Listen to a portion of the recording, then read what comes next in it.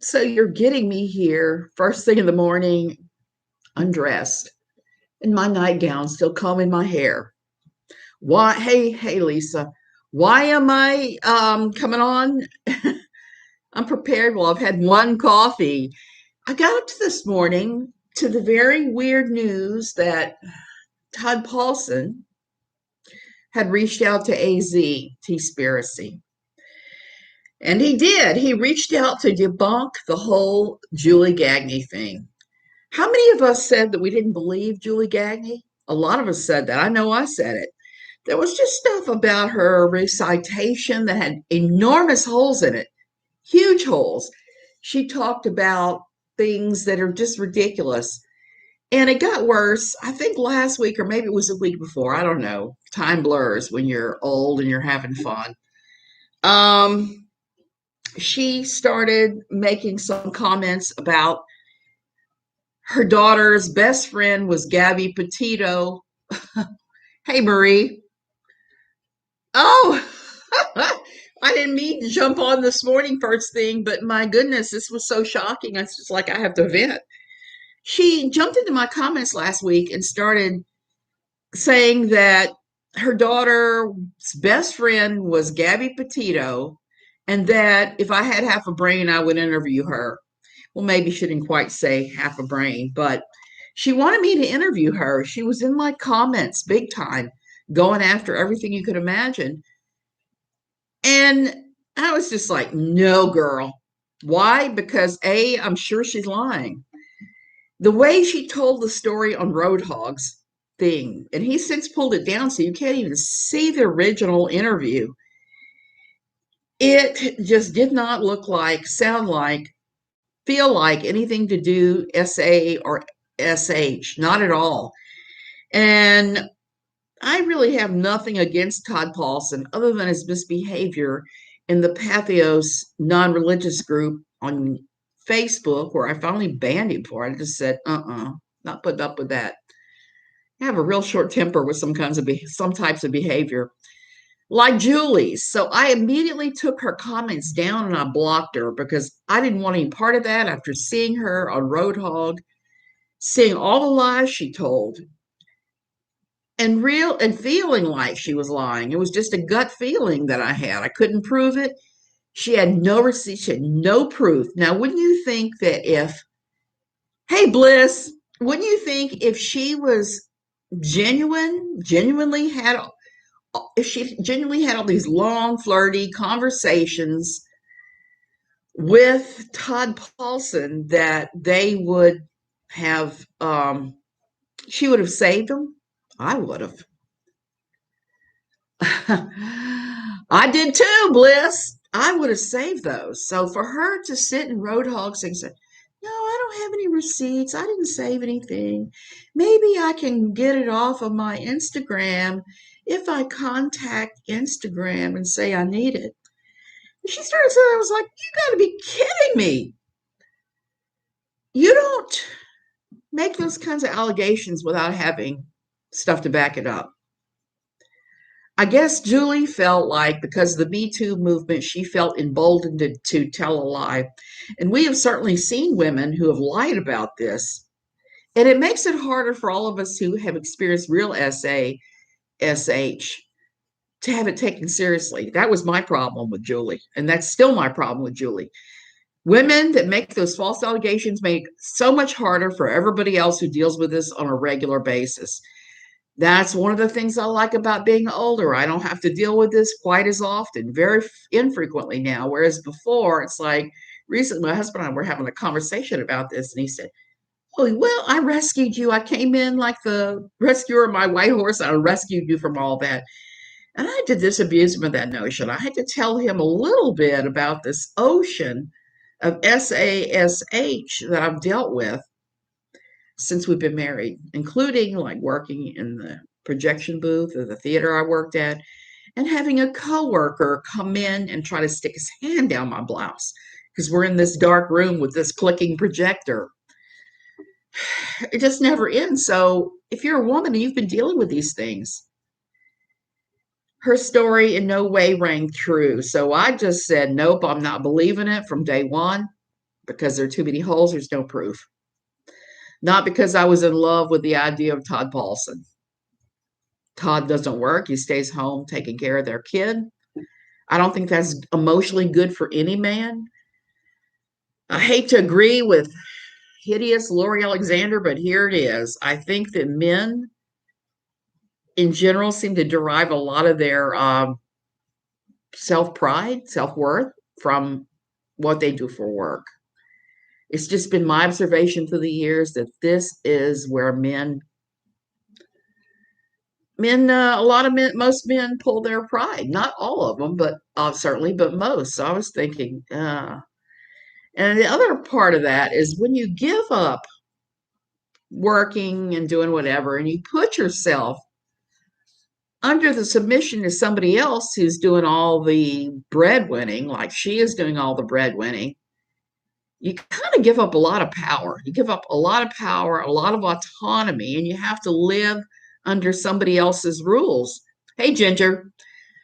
So you have to live under somebody else's rules. You have to put up with them telling you, hey, you can't spend that money, you can't do that, blah, blah, blah. And men aren't good with that. They just aren't. I don't know if it's because the traditional gender roles most of us have lived under our lives, but it's an interesting dynamic.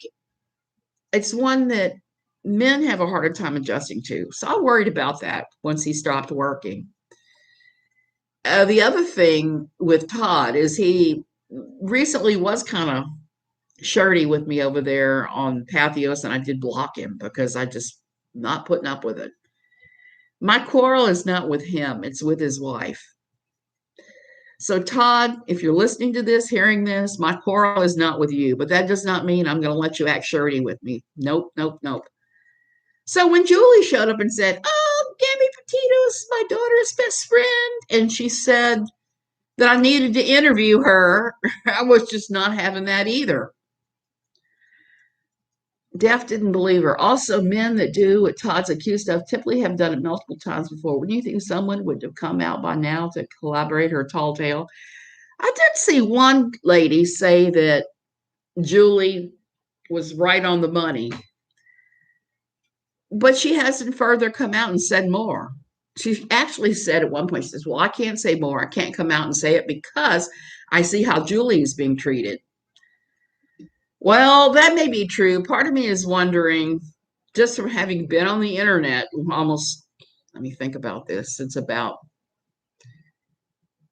92, almost 30 years. That's crazy. That this may have been a sock puppet. I don't know why, but people like who seem like Julie seem to do things like have sock puppets to back up what they've said. They'll sometimes have a chorus of sock puppets going, oh, yeah, that's right. It's all right. Yeah, blah, blah. Yeah, I don't think she's his type either. Oh, yeah, she would have screenshotted it there. Hey, Brittany, there's so many red flags with what Julie said on Roadhogs. Now, Roadhog hasn't been around the community as long as the rest of us, so he may not know the history of some of the things that have gone on quite as well. So I'm not going to even fault him for talking to Julie because we do talk to people. And he just hasn't had the experience to know that everybody you talk to you don't interview them. Even when I was writing for NLQ, I would listen to people's stories, and sometimes I would talk to them in detail, sometimes not. Sometimes I would give them some forum, but you just don't because there are just too many people. There are too many crazy people out there that are looking for whatever little scrap of attention they can get, and it's you're like, what? At least I was like very puzzled by some of these people.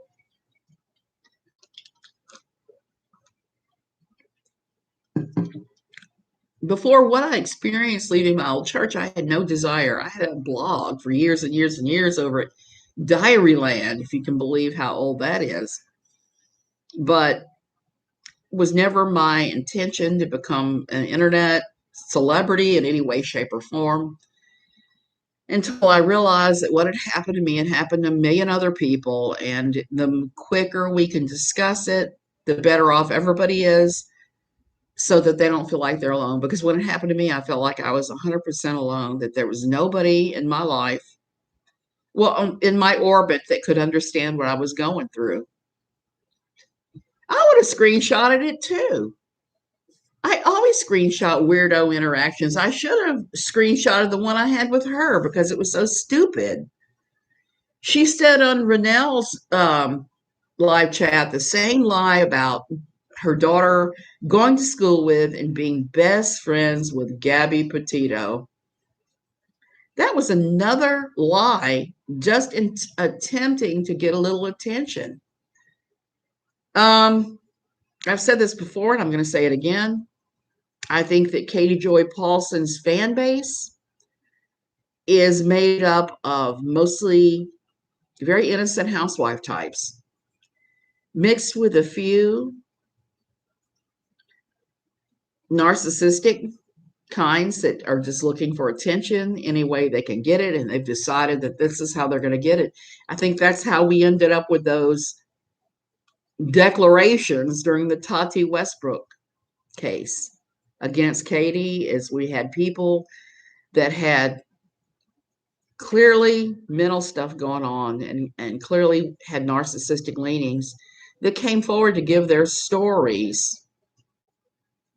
And Saltz didn't do his due diligence, which really surprises me because he's a smart guy and he's been involved in some interesting litigation through the years. But he just bought what they were saying, just like Roadhog, hook, line, and sinker. Now, Roadhog apparently has come to realize that Julie was a big fat liar, pulled down her interview.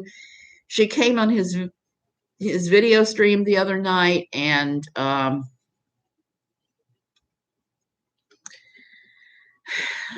tried to be a mod. He took her wrench. He blocked her because she was just acting up. I feel like the pandemic has brought more of these attention-seeking sick people by the truckloads. Bliss, I think you're right. Why? Because their usual sources of attention are cut off. I really think because they're not going around doing stuff, they're in the house like the rest of us. For me, it was no change because with the asthma, sometimes this happens. I have to wear the mask, the N95 mask, and I have to stay home and guzzle drugs.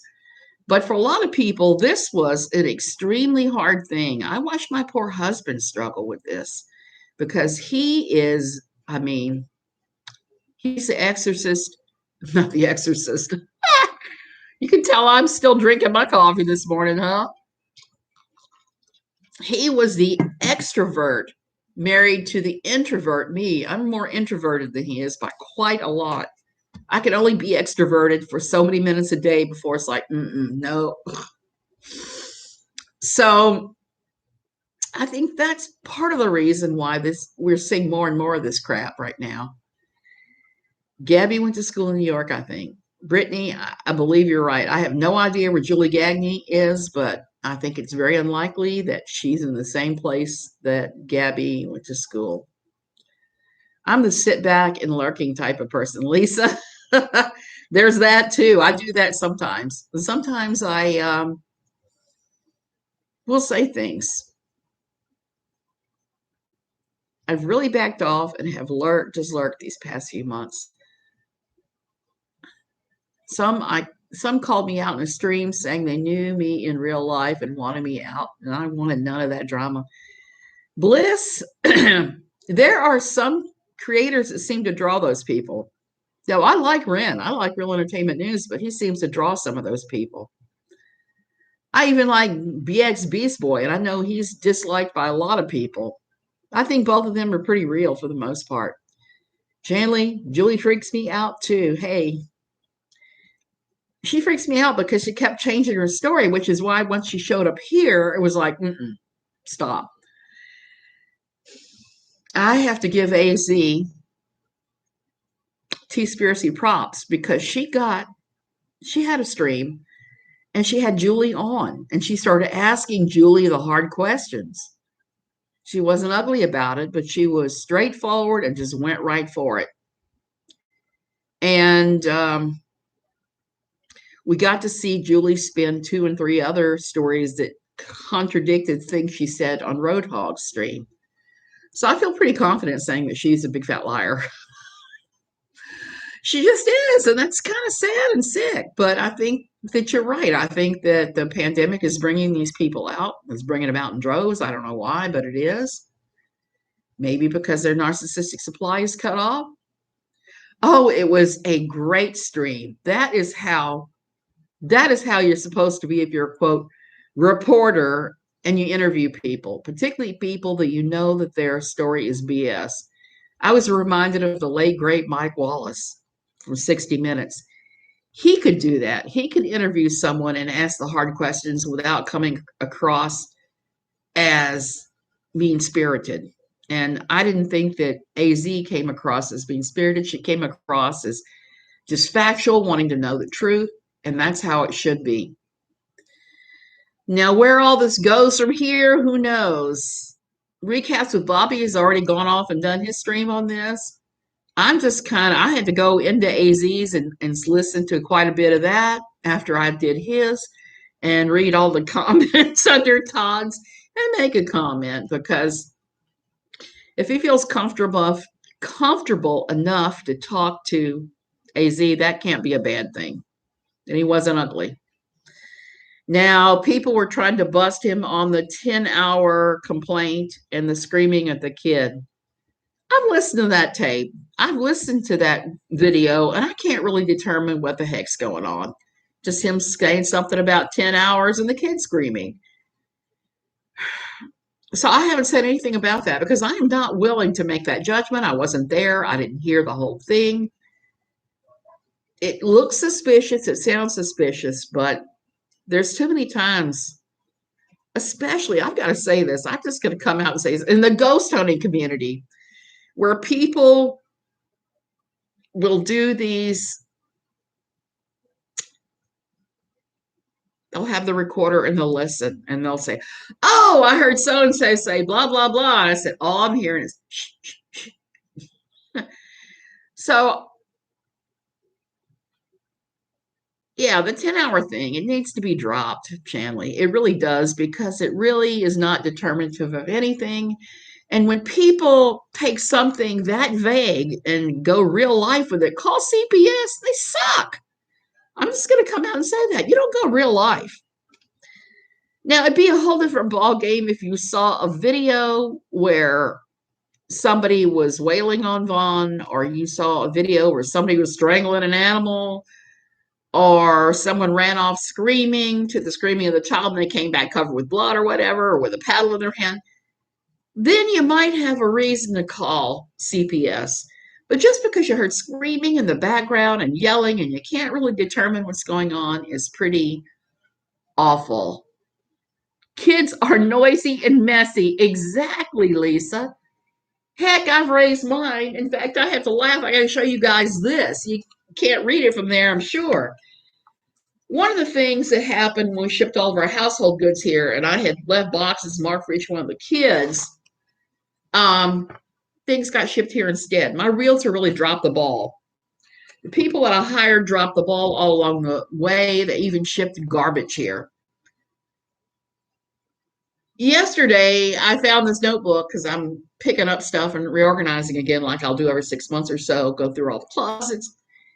And my daughter had written, she must have been like 10 or so, top 10 threats. And I don't know who the hell she was talking about. And we were really highly into our church thing at that time, our Quiverful church. So she shouldn't have been writing threats at all, but she's got like 10 of them here.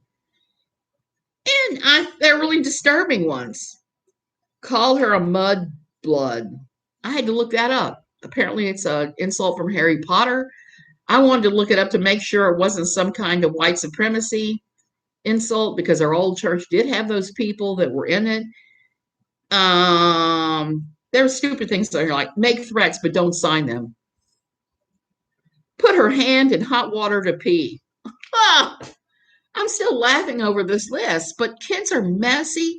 Kids are yelling. Kids come up with all kinds of things. I mean, my daughter was heavily into our church at that time. We were extreme, memorizing scriptures, the whole thing. Her activities, and she's still writing out a threat list. I gotta tease her about that. Ask her who that was for. You have nurses who have to report. It should end there. Exactly, Shanley. And that's what I wanted to say about going after somebody for CPS. Let the let the people who are there every day make those CPS threats. Those nurses are mandatory reporters. Anybody working with him for physical therapy is a mandatory reporter. Any teachers that are in his life are mandatory reporters. We're not mandatory reporters. I used to be a mandatory reporter, but I'm not any longer. I'm no longer working in social work. So, and I want to tell a Duggar story about that too. Duggars had right after what went down with finding out about Josh and everything, and the him and his sisters, the Duggars hired a bunch of off-duty policemen to work as security at their house because at that point they started having lunatics just showing up at the front gate. And I don't blame them. It was, people are triggered by this sort of thing and they're going to take actions. The crazier ones will. And one of the off duty cops that they hired saw something and how they were treating the younger kids that he'd had a problem with, and he mandatory reported because he's a mandatory reporter. Jim Bob Duggar would not let CPS in the house to do the investigation. I never did hear how it resolved, but he would not allow the investigators in to talk to the children at all, which is wrong. At least Katie Joy allows the investigators into the house when people have called. And like I said, there's no reason they should be calling. It should be the people who are in that house every day where the mandatory reporters are the only ones that should be talking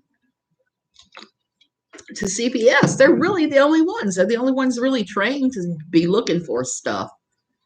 Top 10 threats. Yeah, no, that's pretty hysterical and pretty creepy. And when I saw that, I was just like laughing and then going, oh my goodness.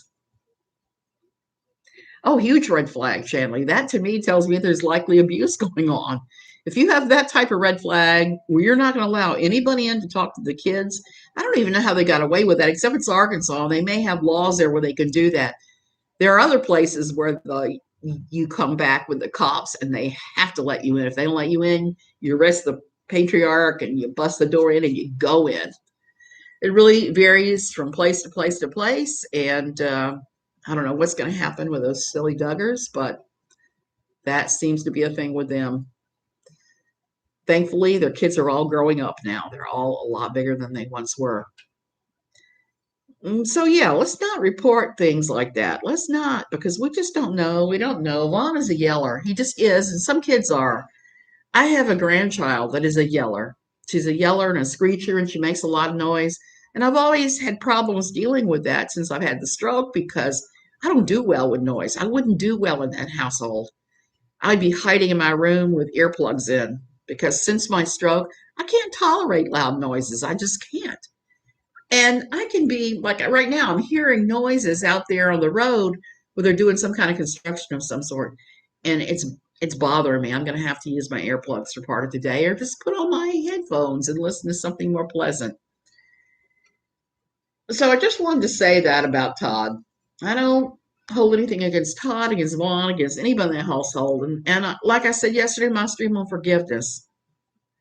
I've forgiven Katie Joy before, and I'm going to have to forgive her again. But I'm going to tell you that knock about her using parts of my story as hers, that was possibly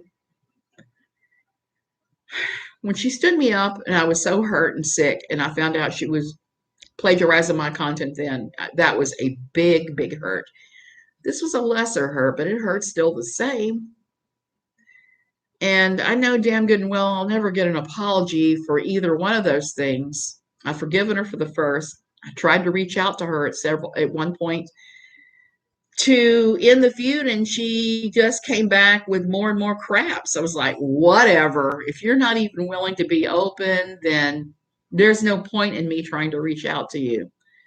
And I'm going to have to get to that point again where I can forgive her. I am not there. I'm having to pray, hey, make me able to consider it, because I'm not able to say that at this point in my life with her. It's just, it is what it is. I wish it wasn't like that. I wish I was one of those smiling people like my friend Joni. Hey, Christoph Ann.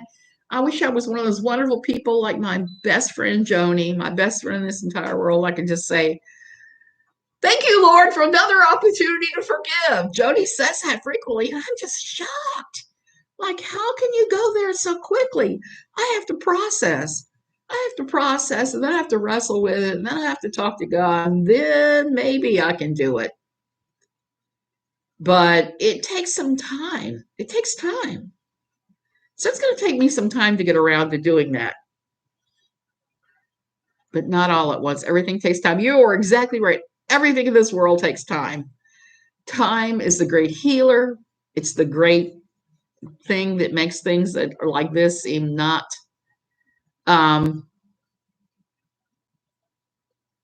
so crazy.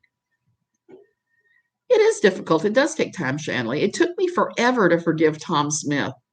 I've got to tell that forgiveness story while I'm talking about forgiveness here, particularly because of how impactful the whole KJ thing has been to me. The two things that she did that were so awful that have sent me over the edge both times. The other day, I posted a link to all the Tom Smith story. Tom Smith was a guy. It's my pseudonym for him. It's a guy that our old church, he was the one that got us to join. He had kids the same age as ours. He lived right down the street from us. So when we joined, we started hanging around with him and his wife. And I had problems very early on, like the time that he ordered his wife, who had a serious illness, a serious chronic illness, out into the snow at midnight to get him wet nuts for the top of his Sunday. Okay. He sent her to Walmart at midnight in the snow when it was snowing to get wet nuts.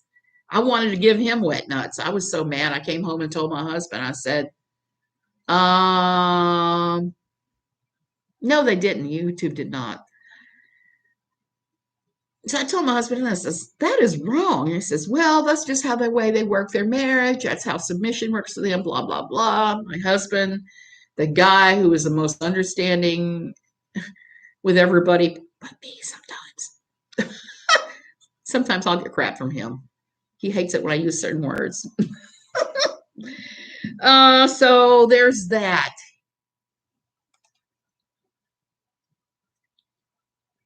I would have hurt his nuts big. So that continued. I continued to be so extremely uncomfortable with their interactions and stuff, to the point where after 5 or 6 years, I started avoiding them. I started to avoid Tom and his wife Tina, because it just started to get weird. And then it got weirder.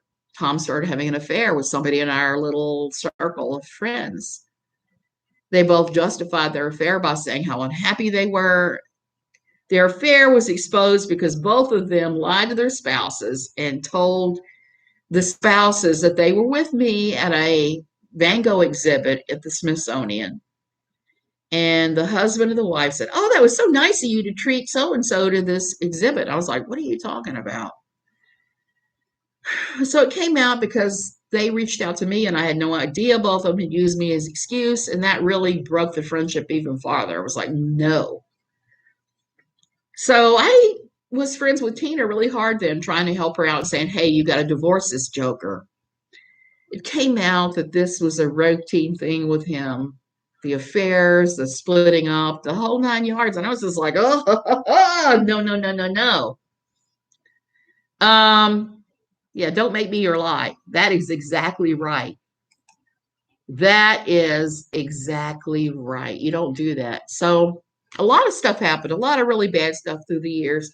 happened while I was trying to keep my distance from this guy, including silly things like he came up to me once at church and tried to talk to me. And I said, I'm sorry, I have to go, because I did have to go. Then he grabbed me by the shoulder and shook me, and I had bruises on my shoulder from where you could see finger marks. So this went on and on and on. And then when we left the church, and he did what he did, where he went to each member and was talking shit about me right in front of me and making my daughter cry. I was just done. I was like, no, I never want to have another thing to do with you ever, ever, ever, ever, ever, ever. Yeah, holy shit. It was. So I was angry about him for a long time. And then I started getting crazy phone calls from his wife, and I hadn't had anything to do with her in ages. I mean, it was pretty obvious listening to her rant for hours that something was going on in here. She had some kind of mental illness going on, and it was hard, whatever it was. And I kept explaining to her why we could not be friends anymore, why I couldn't hang out with her, all of that. And she just kept on like this. And I mean, it was stuff like she told me at one point that God was giving her creative miracles, even though her muscular skeletal disease had gotten so bad that all she could do was crawl, that she could hang the toilet paper right when she was crawling, that God was giving her the strength to do that. And he was giving her the creative ability to keep house and crawl. And I was just, that was like, for me, it was like, it was really hard. And I turned to my husband. I was like, she is super crazy. I don't know what has happened, but the train has left the station. Shanley, that was one of my biggest frustrations with my husband, is that he kept going, oh, you just have to forgive him. You have to blah, blah, blah. And I was like, how are you not mad about this? And he's had to apologize to me for some of those things that happened in those years, including the time that Tom was telling my husband that his surgeon who was going to remove his kidney was a lunatic who'd harmed him. And he had my husband all stirred up. My husband had a huge, huge cancer off his kidney that they were going to have to remove the kidney too. And he called my husband up and told him all this about his surgeon right before the surgery. My husband was upset. So I went to pick up my kids who'd spent the night at their house. And I said, please don't tell my husband those things about his surgeon. Please don't. His response to me was, no bitch tells me what to do. And I started arguing with him. He raised his fist to hit me. He chased us out to my car with a raised fist, my kids and I. We got home and my husband was yelling at me because he called Jim and told Jim that I had attacked him. I had physically attacked him. I'm 5'3.5" now. I was 5'5" then, maybe. And I did not physically attack him. He tried to hit me. My husband calmed down after I talked to him, but at the time I was like, why are you not upset that this guy tried to hit me in front of your children? Since then, he's apologized for that. But he was under the whole crazy of the church too at the time. So he was having his own issues. Plus, at that time, he was stoned out of his gourd. Stoned out of his gourd because he had just had a kidney stone removed in a very painful way. I'm just going to say that. Oh, if you ever read my Tom Smith story, you could, yeah, it's crazy. I could write a book about it. It's so crazy. Yeah, just like Brian Laundrie and KJ's basement. So it's a crazy story, and it's just the craziest things that happen. And so after that, we really moved away from them and stopped having anything to do with him because he tried to physically assault me. So I was not real open to forgiving him. And then I heard that he was going to the same Jason Upton concert that I was going to. I don't know if you know who Jason Upton is. He's a Christian musician, but he's kind of underground. He does a lot of these kind of Bethel kind of churches, a lot of a lot of vineyard. He does a lot of the really out there charismatic churches. His music is a little out there. I still like it to this day. It's pretty interesting. I was going to see him because he was coming to Maryland to a Foursquare church there. I booked my ticket and everything. And then I heard that Tom Smith would be there. And I spent a day and a half reclimping over the fact that Tom was going to be there and didn't know what I was going to do. And I told my friend Joni, I said, I may hit him. He may come up to me and I may clock him. That's how mad I still was. And this was years later. This was 2 or 3 years later at least. And what happened is we got to the church. I was all amped up. Todd Smith ran up to give me a hug. And I was suddenly covered with forgiveness, and I forgave him. I was a supernatural thing. It was nothing I did. I was still mad right up until that moment. And I actually told him, I said, I forgive you for everything. I forgive you. I forgive you. And he's been a different guy. I've had the opportunity to talk to him quite a bit after that point. And all I can say is he is having at that time, he was having a karmic realignment because the wife was clearly crazy. And he told me what her diagnosis was. She was having all kinds of issues. And of course, because her diagnosis was what it is, she was fighting the medicine all the way. Christoph Annie did kind of sort of apologize, and it was enough. It was enough for me. He actually apologized then. I actually forgave him. He's still not my best friend. I still avoid him. He still overreacts sometimes, and I hear tales every now and then of his eruptions. I'm just going to put it that way because he tends to erupt like a volcano in health. He's very super thing. So we're not even friends on Facebook. One day he said, I have to unfriend you because your super liberal statements are shooting up my blood pressure. And my super liberal statements, I have to say about this dude, were merely I was talking about the senators in Congress that were trying to end the SNAP program, the Supplemental Nutrition Program, food stamps. And he thought that was outrageous. He started ranting one time on my Facebook that nobody went hungry in the US. And I happen to know that is false from my work. There are plenty of hungry people in the US, probably more now than ever before. There's more food banks, there's more of that. And there are more hungry people. It's just a sad reality of our time. And that's increased again since COVID. So I don't know how he conflated being concerned for people, for older people and little kids getting fed to mean I was super liberal, but he had decided that and he went off and unfriended my husband for similar reasons. People that were in our little friend group, they all have us blocked for that reason, which is kind of funny, I think. Kind of funny because every time I post about politics, it's about things that impact children and oldsters, the most vulnerable in our population. It's about when they try to cut the Social Security income for people who are disabled. Those are the people I'm concerned with, and I'm all for single payer health care because I've lived in two places now, two societies where socialized medicine was, and it's worked magnificently at one place and sort of in another, but at least you will get health care. So those are the things that I'm in favor of. I'm in favor of helping people. I always will be. I was in favor of it when I was at that church. I still am. That's why I was volunteered at the soup kitchen, all of that stuff. I always have and I always will until the day they try to plant me in the ground. So there's that.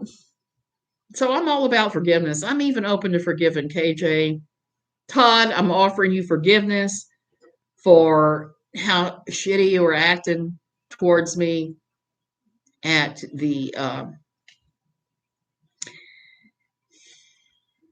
Pathos group on Facebook. I'll go ahead and unblock you even. I hold nothing against you right now. I feel sorry because Julie Gagne was clearly pushing a false narrative specifically designed to cause problems between you and your wife, and that's not right. You shouldn't ever get in somebody else's marriage. They are politicized, and I wish they weren't. I really wish they weren't politicized because I'm just gonna say I voted all over the spectrum, and I never know who I'm gonna vote for until I start looking at the issues and I start listening to them speak and realizing, hey, yeah, I can support him, I can support him. And there have been a couple elections where I've actually said I'll be happy with either one of them winning. And then there's been a couple elections I'm like, I don't want either one of these guys. So yeah, there's roosters all over the place here, Cheryl, everywhere. All my neighbors have chickens. I wanted to get chickens, but I have Stinky, and there's no way I could have chickens and have Stinky. Stinky used to beat the roosters up that would fly up over the wall and land in the yard and stop them all. I wish they did research the issues instead of going off the media or friends. That's what's so dangerous about Facebook. Facebook has allowed this to happen. And I don't care how they rebrand themselves until they take responsibility for allowing false narratives to be spun in times of politics. They're culpable. They really are. I haven't really noticed that Twitter has done that, but then again, I haven't really paid much attention to the political sphere on Twitter. I have a few people that I follow on Twitter that are involved with politics. One of them is Michael Cohen, who worked with Trump. I started following him after he gave his testimony before Congress and the Senate. He and I had to look up because that was just a little hummingbird came up to the window to see if I was a person or not and flew off. He When I saw him testify, I saw a guy who needed forgiveness, who was he was talking about bad things he'd done in his life, and he was at a crossroads. I'm a big fan of forgiveness. I've said that before, and I'm saying it again. Hummingbirds are my favorite too, Shanley. But the thing is, they look at me here and they zip off. And the thing is, I'm right here in the window. My desk is I've got a picture window that's like, I don't know, 15 feet or something. And my desk is pushed up against it. And so the birds of paradise that we have everywhere here, the hummingbirds on them all the time. And if I'm in the window, they run off. It's kind of sad because I've been to my favorite place in Arnold. I walk up and the hummingbirds don't do anything. I've talked to them and they've sat on their little perches and looked at me. I wish mine here would do that. I love birds. I'm a birder. They are so delicate and tiny. You're exactly right. So beautiful. So beautiful. And I'm waiting for the appearance of the parrots today. I heard them a little while ago. They aren't coming to the tree. I think I'm going to put some leftover citrus out for them. I have a ton of that they're welcome to at any point. And the tree in front of my window is loaded with grapefruit, which means I'm going to see when it becomes ripe in December and January, I'm going to be overrun with parrots and hopefully get some pictures. I've only managed to get one hummingbird picture in all the time I've been living here. Yes, I'm only 5'3" and I'm built like this. So I always laugh when people show up on YouTube to tell me I'm fat or whatever, fat, old, whatever. And I just laugh. It's like, you really think you're hurting my feelings? Look, I know I'm old. I know I'm shaped like I'm round. Round is the shape. They're trying to figure out now what's going on with my digestive system because I eat well under the amount of calories someone my age should eat, and I don't lose weight. I started working out again. I'm not losing weight. They're trying to figure out why I'm never hungry, what's going on, something weird going on with the body, probably linked to mast cell, but it is. Cheryl, It doesn't hurt me any longer. None of that. You have to move past it. Christoph, yeah, I'm short. I'm short. And I'm married to a guy's like 6'2". So even our wedding photos look like a midget wearing a frosted cupcake is marrying this giant. So even our wedding pictures look like that. I used to be a traveling special education teacher for homeschooling kids. We should be having someone who does this. It's free. I think so too. And I don't doubt it. He should actually also have occupational therapy and physical therapy in the home if he's having those. He has access to all that for free. I don't know if she's taking part in that or not. I am a little thing, Shanley. I wish I was tall. I wish I was tall. Never going to happen. Lisa, they're looking into all that. They're looking into, it might be hormones. It may well be, or lack thereof. We have parrot flocks that come around. I live in Southern California. They are the best. We used to have them in New Orleans too, huge parrot flocks. There was a flock of macaws that I used to see all the time. Lisa, you guys match at least. With us, it's like, hey, oh, there's that. He's so much taller. And I'm envious because, I can look at a donut and gain 10 pounds. He lives on junk food, even when he's trying to diet. And I'm like, if I eat like him, I'd be 500 pounds. Easy. So there's that. Oh, and I'm going to have to go. I haven't eaten any breakfast. I haven't done anything. I got up this morning and I started watching all these videos about this and I was like, oh my God, I got to talk about this. It's too crazy, crazy, crazy. It's all crazy. And no, it's not crazy. It's Todd has come out and told his side, and his side, I'm sure, is the truth. Like I said, from the first moment I heard her story, Julie Gagne's story on Roadhogs thing, I didn't believe her. There were just too many holes. And that's me, who sometimes will believe stuff about people I don't like all too easily. And the funny thing about all that with Todd is that I didn't doubt that he could maybe flirt with somebody. I just couldn't see it being her viewers. That's like stupid. He's a lot of things. He's not stupid. Taking the trash out. Yeah, I'm getting ready to have to do that myself here. Well, my husband is.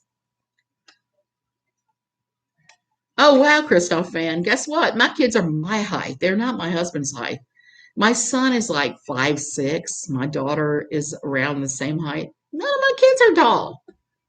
I married a tall guy. I wanted the tall genes to kick in. What can you say about genetics? And it's kind of funny, as dark as I've always been my entire life, blonde hair, blue-eyed kids, to the point where when my youngest was in the hospital, I had doctors saying, so when did you adopt her? It's like, I didn't adopt her. She just has a white skin, blue eyes, and blonde hair like my husband. Those genes were strong. Those German genes were strong. What can I say?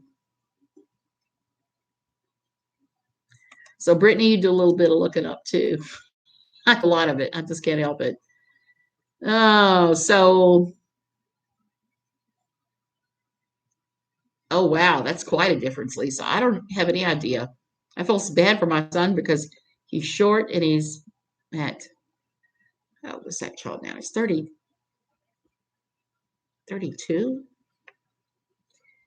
and balding.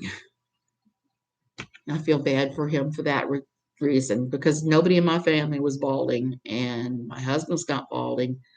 So I don't even know where that came from. So genetics are a pretty weird, funny thing.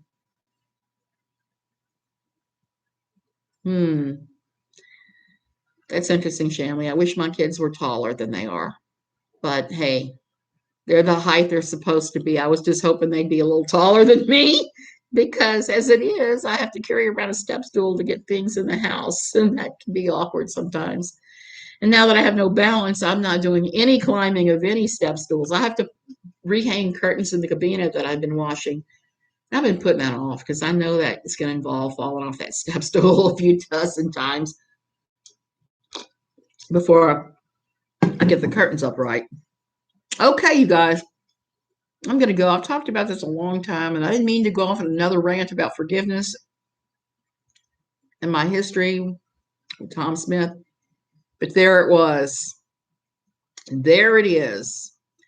I'm struggling with how to tell my story with him in my book, and I think that I'm going to have to cut large sections of it.